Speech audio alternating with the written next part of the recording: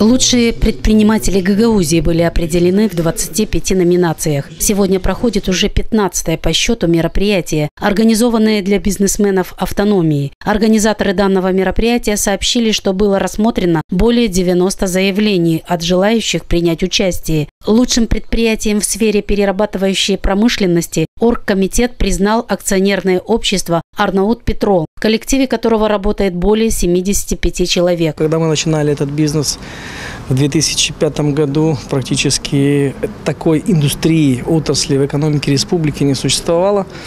Не говоря об автономии, сейчас мы можем с уверенностью сказать, что здесь одни из самых подготовленных, практикующих специалистов в стране. Лучшее предприятие производства промышленной продукции «Бацтрактон» села Тамай заняло второе место. Руководитель предприятия отметил, что его село является самым промышленным в Молдове. Село Тамай является самым промышленным селом в Молдове, потому что в селе Тамай не только имеется в виду имеется цех по производству тракторов, мощных тракторов, а также у нас имеется и животноводство развито, у нас развита и парфюмерная отрасль, у нас развита и винодельческая отрасль, также у нас развито полеводство и виноградарство. На сегодняшнем мероприятии это еще раз доказало, что власть начала уделять и фермерским хозяйствам, потому что, как бы ни было, 30% тоже влияет на экономику Гагаузии.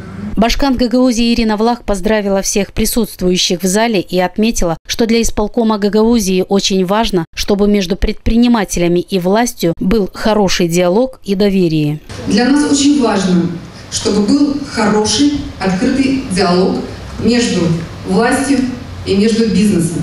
И вы видите, что первые шаги, которые делает исполнительный комитет, в первую очередь направлены именно на это. Мы очень хотим, чтобы было сокращено количество проверок. Не потому, что мы